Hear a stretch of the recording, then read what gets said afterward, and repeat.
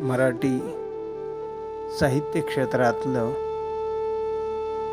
वि. स. खांडेकर तथा विष्णू सखाराम खांडेकर हे नाव आदराने उच्चारले जाते. विनोदी साहित्याने लेखन प्रारंभ करणाऱ्या खांडेकरांना कालांतराने थोर विचारवंत आणि समीक्षक म्हणून लोकप्रियता मिळाली. कथा, कादंबरी, काव्य, नाटक, निबंध, पटकथा, समीक्षा, विनोद, व्यक्तिचित्रे, अनुवाद अशा अनेक साहित्य प्रकारात त्यांनी विपुल लेखन केले आहे. साहित्य क्षेत्रातील काही मोजक्या अजरामर कलाकृतींमध्ये त्यांच्या ययाती आणि अमृतवेल या कादंबऱ्यांची गणना होते. त्यांच्या या साहित्य सेवेची नोंद घेऊन भारत सरकारने त्यांना 1968 साली पद्मभूषण पुरस्काराने गौरविले. अशा कादंबरीकारास सन 1976 साली सर्वोत्कृष्ट भारतीय साहित्यासाठी दिला जाणारा ज्ञानपीठ पुरस्कार वि. स. खांडेकरांना मिळाला. कोल्हापूर येथील शिवाजी विद्यापीठाने त्यांना डी.लिट. पदवी बहाल केली. अशा या वि. स. खांडेकर यांना मानाचा मुजरा. त्यांच्या गाजलेल्या अमृतवेल या कादंबरीचं वाचन आपण या ठिकाणी करणार आहोत. वाचक स्वर डॉक्टर विष्णू ओळे यांचा आहे. अमृतवेल या कादंबरीचा भाग पहिला. आजोबा, मिलिंदाच्या या हाकेला उत्तर मिळाले नाही असे सहसा होत नसे. त्याला वाटले आराम खुर्चीत पडल्या पडल्या आजोबांना झोप लागली असावी. हळूच चवड्यांवर चालत तो त्यांच्या जवळ गेला. तरीही आजोबा हलले नाहीत, बोलले नाहीत. त्यांच्या मांडीवर एक पुस्तक पडले होते. ते उघडे होते, मात्र ते पाहत होते समोर एका मोठ्या फोटोकडे. मिलिंदाला त्या फोटोतली आपली आई काही केल्या आठवत नसे. आजोबांचे डोळे उघडे होते. त्यांचे विचित्र पाहणे बघून मिलिंदाला कसेशेच झाले. दर सोमवारी आजीबरोबर तो बाबुलनाथाच्या देवळात जाई. तिथे बसलेल्या एका आंधळ्याच्या थाळीत आजी 1 पैसा टाकी. प्रत्येक वेळी तो त्या आंधळ्याच्या डोळ्याकडे पाहत राही, कुतूहलाने, पण मनातल्या मनात भयभीत होऊन. मग त्या अनामिक भीतीने त्याचे मन काजळून जाई. आजोबांकडे पाहता पाहता त्या आंधळ्याच्या डोळ्यांची आठवण झाली त्याला. दादानी पुस्तकाबरोबर डोळेही मिटले.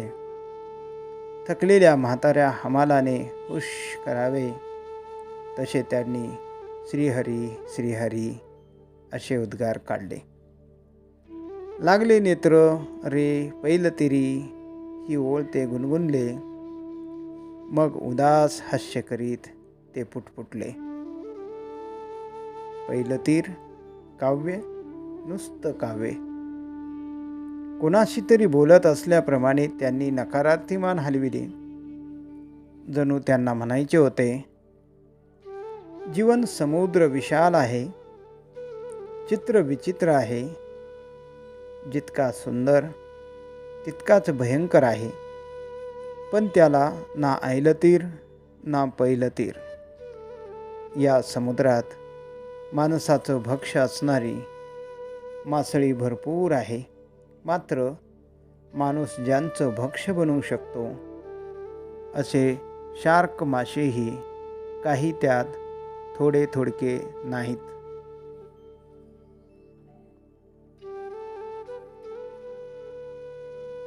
सुस्कारा सोडून दादांनी डोळे उघडले. किती वाजले हे पाहण्याकरिता त्यांनी मान वळविली. मिलिंद मुकाट्याने आपल्यापाशी उभा आहे हे आता कुठे त्यांच्या लक्षात आले. सश्याच्या पिल्लाला गोंजारावे तसे त्याला कुरवाळीत दादांनी विचारले, राजाधिराज मिलिंद महाराज, काय हुकूम आहे? जेवायला उठायचं? स्वयंपाक मगाशीच झालाय आजीचा, पण मावशी कुठं आली अजून? अजून हा शब्द कानी पडताच दादा दचकले. बंदुकीच्या आवाजाने झाडावरल्या पाखराने घाबरून पंख फडफडावावेत तशी त्यांच्या मनाची स्थिती झाली. त्यांनी मनगटावरल्या घड्याळाकडे पाहिले. 9:30 होऊन गेले होते. दुपारी 4ला बाहेर पडली होती नंदा. 5.5 तास त्यांचे पितृमन एकदम अस्वस्थ झाले. लगेच व्यवहारी मन त्यांचे समाधान करू लागले. ही मुंबई आहे बाबा, मुंबई. इथं मनुष्य माणूस असतो तो केवळ आपल्या स्वप्नात.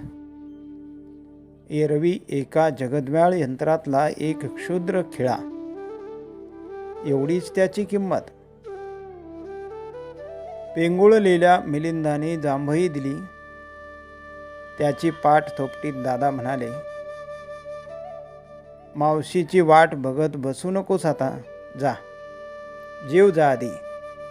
अहो माई, तक्रारीच्या स्वरात मिलिंद उतरला. मी नाही जेवणार मावशी आल्याशिवाय.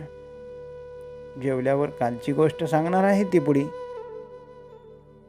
मी सांगेन तुला गोष्ट, मग तर झालं. मावशीसारख्या गोष्टी कुठे येत आहेत तुम्हाला? आम्हाला नाही आवडत त्या तुमच्या रामाच्या आणि शिवाजीच्या गोष्टी.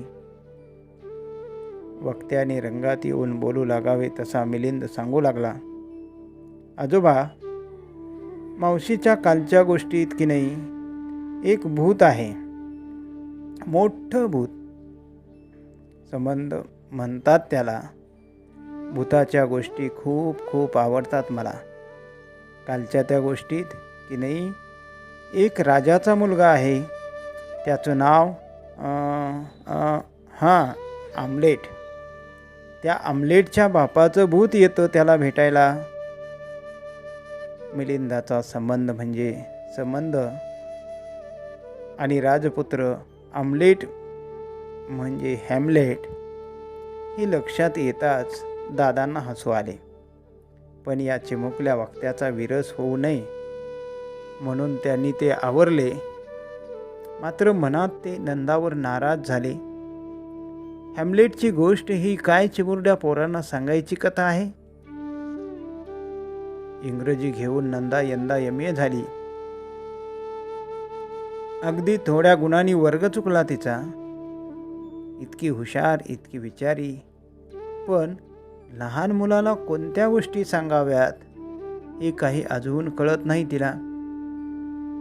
बाळपण म्हणजे समुद्राच्या वेळेवरल्या मऊ मऊ वाळूत इवले इवले किल्ले बांधण्याचा काळ. यावेळी हिमखंड किती प्रचंड असतो. त्याचा राक्षसी देह समुद्रात कसा लोपलेला असतो आणि मोठमोठ्या आगभोटींना तो लिलेने कशी जलसमाधी देतो हे चिमण्या जीवांना कशाकरिता सांगायचे. दादा काही बोलत नाहीत असे पाहून मिलिंदाच्या गाडीने रूळ बदलले. दादांच्या अंगावर रेलून एखादी गुप्त गोष्ट सांगावी तसा तो त्यांच्या कानात कुजबुजू लागला. आजोबा, मावशी अगदी वैट्ट झाली आहे बघा. मागं कशी छान छान विमानं करून द्यायची मला, पण सकाळी मी विमानाचा हट्ट धरला तेव्हा एक चापटी मारली ना तिनं मला. मग डोळे पुशीत ती खिडकीपाशी गेली. माझ्याशी तुट्टी केली तिनं. नंदाचे मन असे सैरभैर का झाले आहे हे दादांना ठाऊक होते, पण ते मिलिंदाला कसे समजावून सांगायचे. 5 महिन्यांपूर्वी झालेल्या शेखरच्या अपघाती मृत्यूने आयुष्याच्या उंबरट्यावरच नंदाला मोठी ठेच लागली होती. तिच्या संसाराचे सुंदर स्वप्नांचे तुकडे तुकडे झाले होते. त्या भग्न स्वप्नांचा प्रत्येक कण तिच्या काळजात सलत होता. कुठलीही गोष्ट अगदी जीव लावून करायची हा तिचा स्वभाव. असल्या माणसांच्या साऱ्याच भावना उत्कट असतात. तिचे हे पहिले प्रेमही तसेच. ऐकलं का? मधल्या दाराचा पडदा बाजूला करीत आत आलेल्या माईने प्रश्न केला. दादांनी आपल्या तंद्रीतच त्यांच्याकडे पाहिलं. सतारीची तार एकदम तुटावी तसे काहीतरी त्यांच्या काळजात झाले. 6 वर्षापूर्वी माईंची मुद्रा कशी टवटवीत गुलाबासारखी दिसायची, तो गुलाब आता फार कोमेजला होता. 6 वर्षापूर्वी सुमित्रा गेली. आता हे नंदाचे दुःख. अक्षता पडायच्या आधीच ही दुर्घटना घडली. हे केवढे सुदैव नाही तर. दादांनी माईकडे टक लावून पाहिले. भरून आलेल्या आभाळासारखे माईचे डोळे त्यांना भासले. त्यांच्या मनात आले, आपण आपली दुःखे नव्या पुस्तकांच्या सहवासात नाही तर 42च्या चळवळीच्या आठवणीत विसरू शकतो. काळजातल्या जखमेवर काव्याची किंवा तत्वज्ञानाची फुंकर घालतो. बिचाऱ्या माईला तो मार्गही मोकळा नाही. रात्र किती झाली पाहिली का? पोरीचा पत्ता नाही अजून. माईंच्या स्वरातला सस्याच्या काळजाचा कंप दादांना जाणवला. पण उसने अवसान आणून ते म्हणाले, येईल ग ती घटकाभरात. बसली असेल कुठं तरी मैत्रिणीशी गप्पा छाटीत. या अलीकडच्या कुलू करणाऱ्या चिमण्यांना वेळेचं भानच राहत नाही कधी. या पोरांची काळजी कसली करायची? ती निघाली आहेत चंद्रावर वनभोजन करायला. आम्ही जे 25शीत वाचत होतो ते पाळण्यात कानी पडतंय यांच्या. माईंना बरे वाटावे म्हणून दादा उगीचच बोलत राहिले, पण माईंना राहावे ना. त्यामध्येच म्हणाल्या, तुमचं हे असंच सदान कदा. पोरगी बियेत होती तेव्हा कसं सोन्यासारखं स्थळ आलं होतं सांगून. पण माझं मेलं ऐकतंय कोण या घरात? उठल्या सुटल्या पोरीचं वकीलपत्र घ्यायचं. बोलता बोलता माई आराम खुर्चीजवळ आल्या आणि उजवा हात खुर्चीवर ठेवून कातर स्वराने म्हणाल्या, या पोरीचं मनच कळेनासं झालंय मला. परवा एक पातळ फार चांगलं असं म्हणाली, म्हणून दुसरे दिवशी तिला ते आणून दिलं. 2 दिवस ते नेसली, हसली, पण तिसरे दिवशी सारं गाडं उलटलं. आज दुपारी जेवली सुद्धा नाही नीट. हात धुवून जी खोलीत गेली ती कडी लावून बसली. चहा घेताना सुद्धा घुमीच होती. या अलीकडल्या पोरी नि त्यांचीही प्रेम. अहो, वाईट वेळ काय सांगून येते. मोठ्यांच्या मुली संध्याकाळी फिरायला म्हणून जातात काय, नि दुसरे दिवशी त्यांची प्रेतं कुठंतरी सापडतात काय. बोलता बोलता त्यांचा गळा दाटून आला. त्या एकदम थांबल्या. पदराने डोळे पुशीत समोरच्या सुमित्रेच्या फोटोकडे पाहू लागल्या. अमंगल शंकेसारखी झपाट्याने वाढणारी विषवल्ली जगात दुसरी कुठलीही नाही. माईंच्या बोलण्याने दादा विलक्षण बेचैन झाले. संध्याकाळी बाहेर पडताना पोरीने खोलीत काही पत्रबित्र लिहून ठेवले नसेल ना. सुन्न मनाने ते उठले. जड पावलांनी ते नंदाच्या खोलीकडे जायला निघाले. जाता जाता त्यांनी खिडकीतून डोकावून बाहेर पाहिले. रस्त्यावर कुठेतरी नंदा दिसेल या अंधुक आशेने. लांब रुंद रस्त्यावरला माणसांचा पूर थोडासा ओसरला होता. मात्र मोटारींचा पाठशिवणीचा खेळ अजून चालूच होता. समोरच्या इमारतीतल्या मजल्यावर खोलीत दिवे हसत होते, नाचत होते. चमचमणाऱ्या काजव्यांनी फुललेल्या उंच प्रचंड वृक्षांसारख्या त्या वस्तू वाटत होत्या. आकाशवाणीच्या मधुर स्वरांचा सुगंध वायू लहरीवर तरंगत होता. महानगरातून वाहणाऱ्या या महानदीकडे दादांनी निरखून पाहिले. नंदांच्या आकृतीचा भास त्यांना कुठेही झाला नाही. अर्धांगाने विकल झालेल्या शरीरासारखी त्यांच्या मनाची स्थिती झाली. या जगात माणूस किती एकाकी आहे, किती अगतिक आहे याची जाणीव होऊन ते जागच्या जागी थबकले. त्यांना वाटले माणसांनी गजबजलेल्या इमारती नाहीत या, ही सारी खुराडी आहेत. या खुराड्यातली कबुतरे आपापल्या टिचभर जागेत आनंदाने घुमताहेत. पण एका खुराड्याचा दुसऱ्या खुराड्यातल्या सुखदुःखांशी काही संबंध नाही. अशाच एका खुराड्यातले एक चिमणे कबूतर आज परत आलेले नाही. त्याच्या जिव्हारी लागलेली जखम अचानक उलून वाहू लागली असेल का डोळ्यापुढे अंधेरी येऊन ते कुठेतरी मान टाकून पडले असेल. दादांनी नंदाच्या खोलीचे दार उघडले. दिव्याच्या बटणावर बोट ठेवले. क्षणभर त्यांचा हात थरथरला. खोली उजळून निघाली. किती सुरेख दिसत होती ती. सारे कसे नीटनेटके जिथल्या तिथे होते. खाटेवर घातलेल्या सुंदर चौकड्यांच्या हिरव्या पलंग सोफाला कुठेही सुरकुती नव्हती. उशीचा आभरा आताच परटाकडून आल्यासारखा दिसत होता. मेजावरल्या फुलदाणीतील रंगीबुरंगी फुले खेळून घरी परत जाणाऱ्या बालकांप्रमाणे एकमेकांशी गुजगोष्टी करीत होता. खोलीतल्या वस्तूत नंदाची सौंदर्यदृष्टी प्रतिबिंबित झाली होती. शेखरविषयीच्या तिच्या आकर्षणाच्या मुळाशी सुद्धा हे सौंदर्य प्रेमच असावे. मोठा रुबाबदार दिसत असे तो वैमानिकांच्या वेशात तर.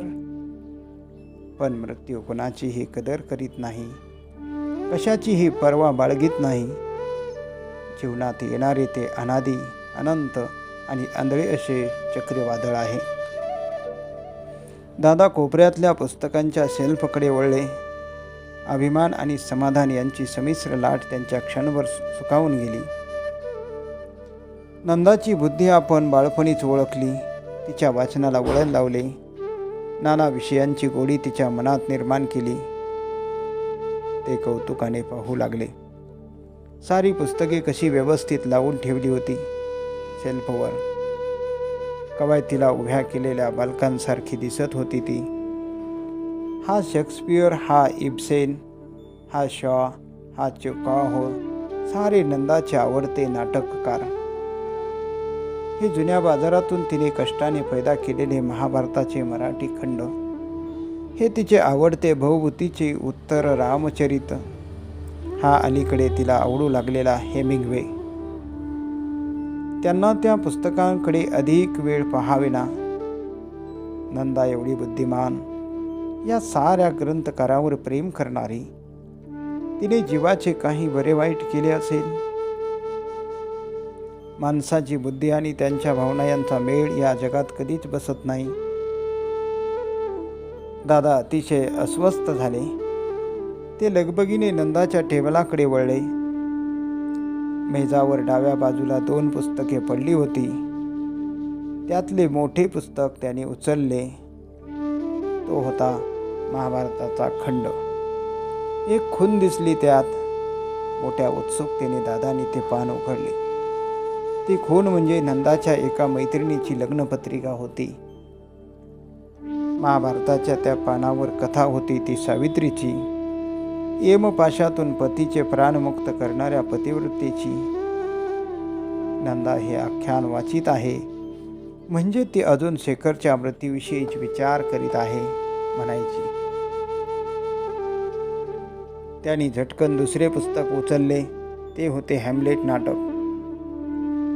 आगरकरांनी केलेला मराठी अनुवाद. नंदाचे शेक्सपियरचे वेड दादांना परिचित होते. तिचे इंग्रजीचे प्राध्यापक नलिनी रंजन दास हे शेक्सपियरचे परमभक्त होते. नंदा त्यांची फार आवडती विद्यार्थिनी. दासबाबूंचे एक आवडते वाक्य अनेकदा दादांना सांगितले होते तिने. दासबाबू नेहमी म्हणायचे, गांधीजींना मी फार मानतो, पण माणूस ही काय चीज आहे आणि जग हा केवढा मोठा अजबखाना आहे याची जाणीव गांधीपेक्षा शेक्सपियरला अधिक होती.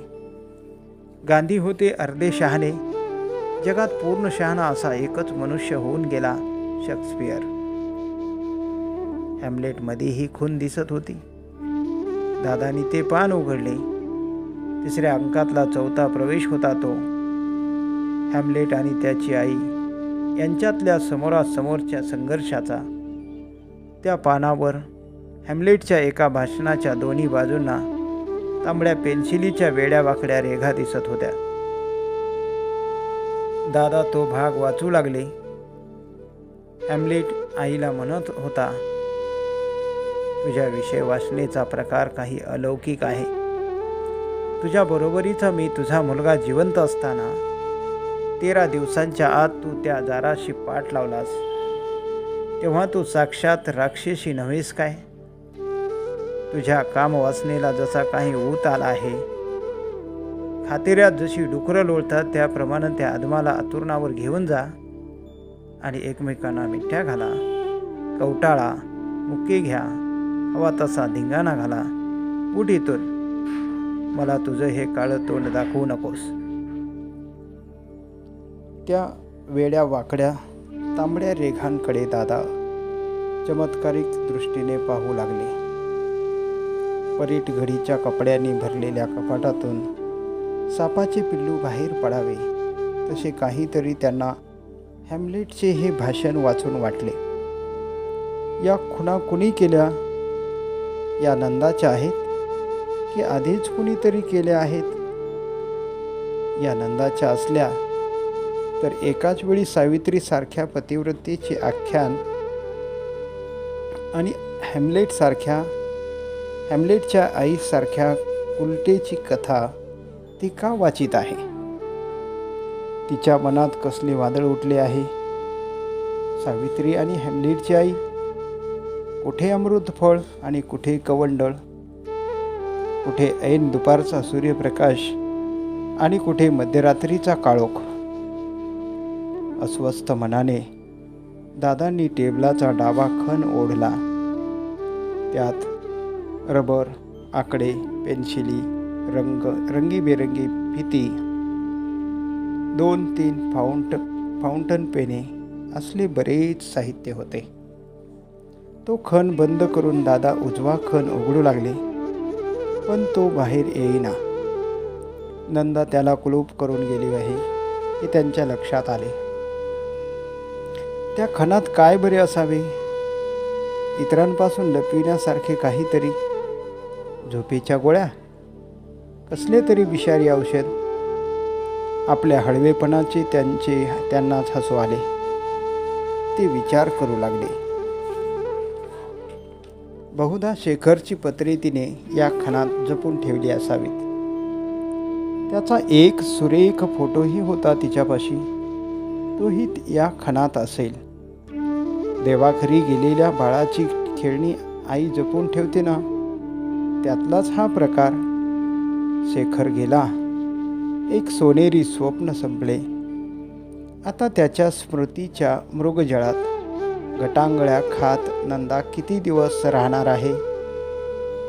आठवणींच्या तंतूंना हृदयाचा झुला बांधून दुःखाखेरीज ती दुसरे काय मिळवणार आहे?